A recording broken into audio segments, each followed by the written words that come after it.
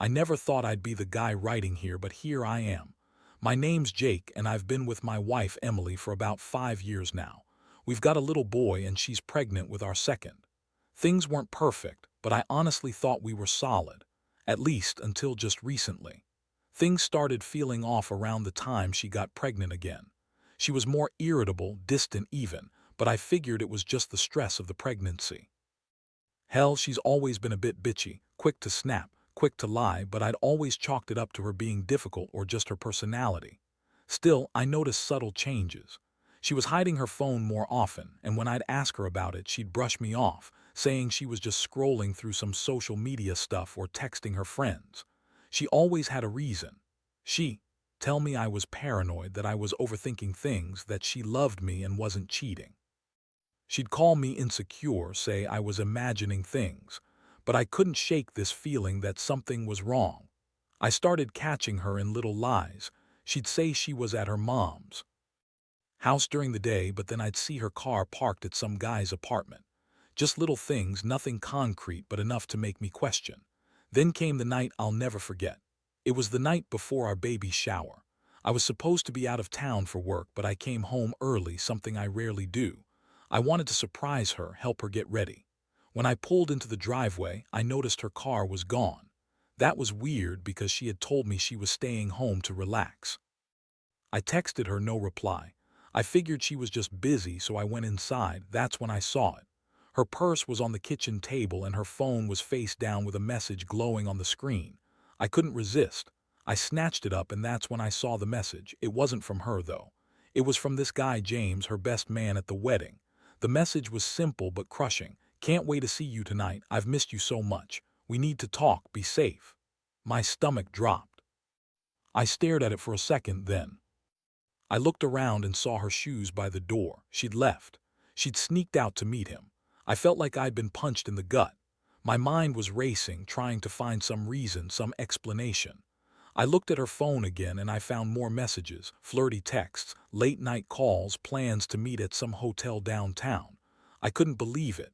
My wife, pregnant with our second kid, was out cheating on me with my best man. I didn't even know what hurt worse. The betrayal or the fact that she'd lied to my face so many times made me doubt everything. I didn't sleep that night. I sat there, eyes glued to her phone, eyes burning with fury, heartbreak, and confusion. I kept asking myself how I missed all the signs, how someone I trusted so much could do this to me. I felt stupid, gullible even. But mostly I felt like I'd been hit by a train. The woman I loved, the woman I planned to spend my life with, was out with my best man, someone I'd trusted implicitly, cheating right under my nose. And the worst part, she lied about everything, as if I was supposed to believe her bullshit excuses. Now I'm here trying to figure out what to do next. Do I confront her? Do I just walk away? Do I save what's left of this marriage or burn it down? My head's a mess. I don't even know how I feel: angry, devastated, betrayed, all at once. I just know I can't keep pretending everything's okay when I know the truth. That night shattered whatever faith I had left in her, and honestly, I don't think I'll ever look at her the same way again. The next morning was a blur. I didn't sleep a wink, but I knew I had to face her. Part of me wanted to wake her up, demand answers, tear her apart for what she did. Another part, the part that was trying to stay composed, told me to stay calm and think this through. I decided to confront her. I needed to hear it straight from her, whatever it was going to be, so I got up, grabbed her phone, and waited for her to wake. When she finally opened her eyes, she looked annoyed, like I was disturbing her peace. I saw that same bitchy expression she'd had for years.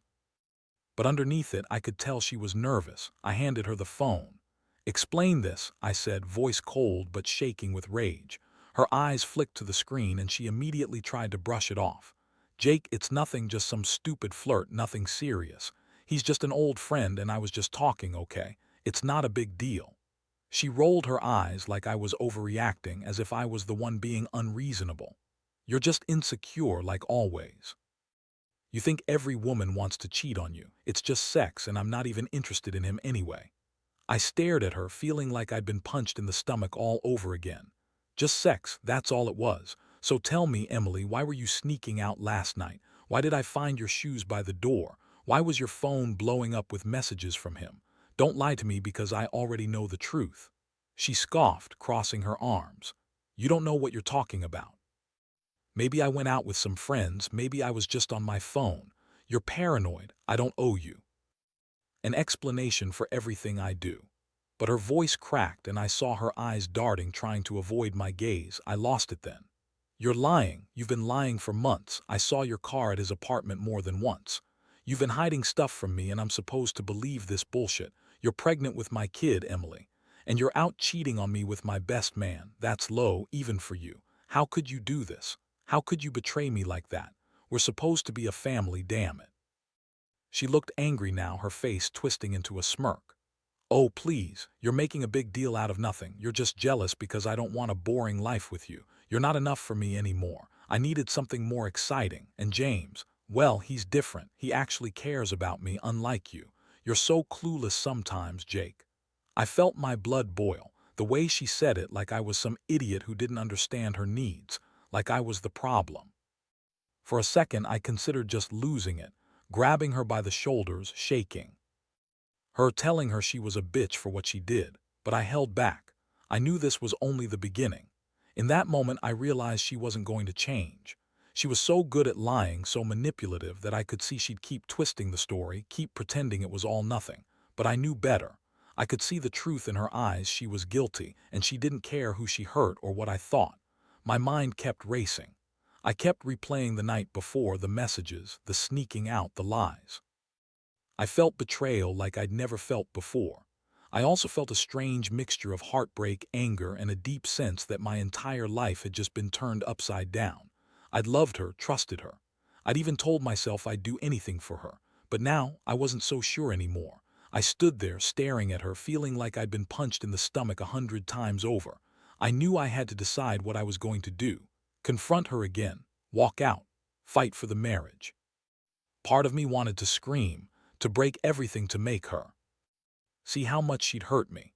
But I also knew I needed to think about what was best, not just in the heat of the moment. Whatever I chose, I couldn't go back to pretending she was innocent anymore. The trust was gone, and I couldn't fix that with words. I just looked at her, feeling the weight of everything crashing down on me. This wasn't just a fling or some silly mistake. This was betrayal on a level I'd never imagined. And now, I had to figure out what comes next. After that confrontation, everything changed. I couldn't focus on anything else. My mind kept circling around her lies, her false tears, her smirk like she was proud of herself. I knew I needed to get some clarity, so I started digging, phone records, messages, anything I could find. I wasn't the type to do this normally, but I was desperate. I needed the truth, raw and unfiltered. What I found was worse than I expected. The texts between Emily and James weren't just innocent flirtation. They'd been planning this for weeks, exchanging explicit messages, discussing where to meet, how to cover their tracks. She'd even gone as far as to say she wanted to leave me, start fresh with James after the baby was born. The level of betrayal hit me like a freight train. I trusted her to the point of blind faith, and she'd used that trust to cheat with my best man. I couldn't believe this was happening to me. How did I not see it coming? I had always thought she was a little bitchy, sure, but I never suspected she was capable of something this cold. And James, my best man, my goddamn best friend, was involved. How could I have been so blind? That night I sat alone in the living room, staring at her phone, feeling the weight of it all crush me. I didn't sleep that night either. I just sat there, eyes fixed on the glowing screen, trying to process what I'd uncovered. The next day I knew I couldn't keep this secret anymore. I had to confront her again, face to face. I wanted her to see what she'd done to me, what she'd done to us. I didn't plan on going easy. I wanted the truth, no more lies, no more bullshit. So I called her at work and told her to come home immediately. When she walked through that door, I was ready for her. She looked defensive, like she already knew what was coming. I didn't give her a chance to spin her lies. I threw her phone on the table and told her I knew everything, the texts, the meetings, the lies. Her face paled and she started sputtering, trying to deny, trying to explain. "Jake, it's not what it looks like, it's just sex. It didn't mean anything. We were drunk," or I cut her off. "Stop. Just stop. I don't want your excuses. I don't want to hear how it was just sex or how you're sorry. I found out you've been planning this for weeks, that you wanted to leave me for him. How could you do that? You lied to my face every day. I trusted you, I loved you, and you threw all that away for what? Some cheap thrill." She was silent for a moment, then she scoffed, her voice dripping with disdain. "Jake, you're so insecure. You think I'm just going to sit around and be loyal to someone like you? Honestly, I don't even care. I've already made my choices. I don't want to be married to someone who's so paranoid all the time. If you're going to be like this, maybe it's better we're done." That moment I saw her true colors: cold, selfish, manipulative. I felt my blood boil again. I wanted to scream at her, tell her she was a bitch, a cheat, a liar. But instead I just stood there, stunned. How could she be so callous? How could she look me in the eye and lie like that? She was enjoying this, that sense of power, of betrayal. I knew then I couldn't stay. I couldn't keep pretending everything was fine when I knew she'd been screwing around with my best friend. I packed a bag that night, not with anything sentimental, just enough to get out of there. I told her I'd be staying with a friend for a while, just to get some space. She didn't care. That bitchy smirk was still there, like she was already planning her next move. As I drove away, leaving her in that house, the reality hit me hard. This was the end of something I thought was forever.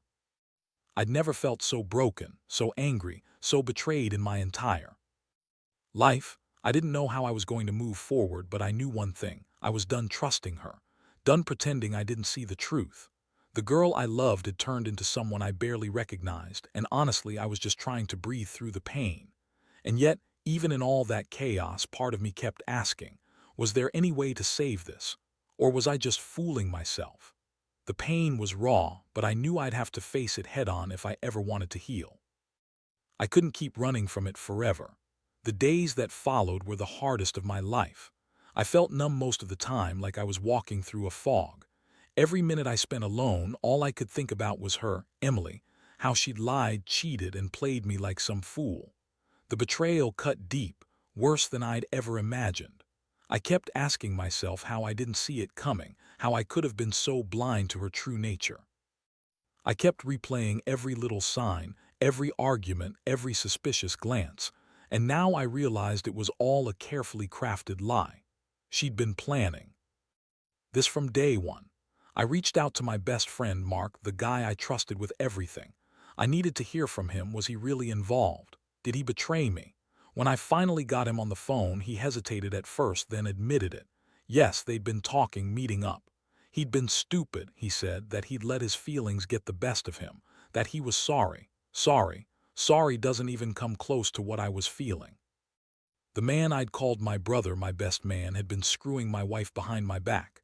How the hell did I miss it? I spent hours just walking around town, feeling like I was carrying a heavy weight I couldn't put down. I felt angry, heartbroken, humiliated. I wanted to tear everything apart: her, him, the house, myself. I couldn't believe I'd loved her, trusted her, and she'd thrown it all away for some meaningless sex. I kept asking myself what I did wrong, what I could have done differently, but deep down, I knew it was her choice. Her selfishness, her lies, her inability to be honest. One night I sat in my car outside her place, well, apartment now, because I needed to see her, needed to confront my feelings. I knew I wasn't going back, but I couldn't keep pretending I didn't care. As I sat there in the dark, I saw her come out the front door, clad in some tight dress, her face smudged with makeup, her heels clicking on the pavement. She looked like a stranger. She noticed me and paused, her face twisting into that bitchy smirk again. I rolled down the window. "Emily," I said, voice hoarse and exhausted, "I know what you did. I saw the texts, the plans, everything. How could you do this, leave me like this with a kid on the way and screw around with James? Did you even think about what this would do to us?" She scoffed, leaning against her car with that snide attitude. "You think I care? Honestly, Jake, you're so stupid. You're always so paranoid. Maybe if you weren't so insecure, I wouldn't have looked elsewhere. I don't love you anymore. I never did. And if you really want to know, I'm done pretending. I'm done lying. I'm done with this entire pathetic marriage." That hit me like a punch. Stomach. Her words didn't just sting, they shattered whatever shred of hope I had left. I realized she was done with us, done with me.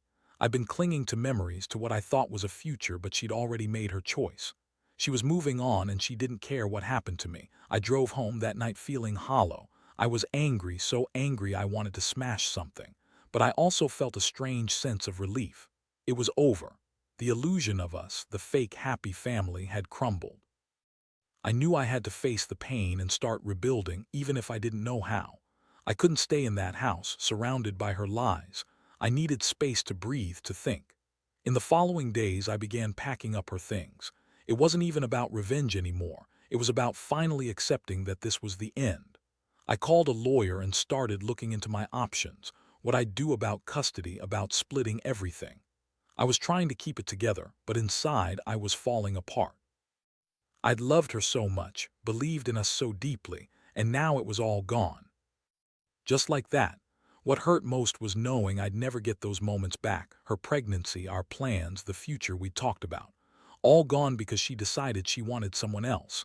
I kept wondering how James felt, knowing he'd betrayed his best friend, his supposed bro. Did he even care? Or was he just as selfish? Either way, I knew I had to move on. I'd lost everything, but I had to find a way to survive that loss. Because if I didn't, I'd be stuck in this endless cycle of pain and anger forever. The hardest part now was facing everyone else. Friends, family, work colleagues. I couldn't hide what had happened forever. The whispers started almost immediately. People knew something was wrong, but I kept quiet for a while, just trying to process everything myself. But eventually, I realized I had to be honest. I couldn't keep pretending that everything was okay when deep down, I was falling apart. One afternoon, I sat down with my parents. I'd always been close to them, but this time I needed their support more than ever. I told them everything. How I found out Emily's lies, James's betrayal. My voice cracked as I explained how broken I felt. My dad, a tough man who's seen his fair share of hardship, looked at me with a mix of anger and disappointment. My mom just cried softly, holding my hand. They told me I deserved better, that I didn't need to accept being treated like this. That conversation gave me a strange kind of clarity. I realized I'd been trying to hold on to something that was already gone. Emily had made her choice, and I wasn't going to be the fool sticking around waiting for her to change her mind. I decided to file for divorce. It was the hardest decision I'd ever made, but I knew it was necessary. I couldn't keep living in the shadow of her lies, clinging to a hope that she'd come back, because I knew she never would. The divorce process was messy.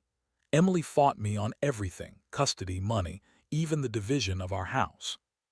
She was bitchy, manipulative, trying to paint me as the bad guy, accusing me of being controlling or paranoid. I didn't bother arguing much. I just wanted it over so I could start healing. The worst part wasn't the legal battles, it was the feeling that I'd lost my family, the woman I thought I was going to spend my life with, the trust, the future.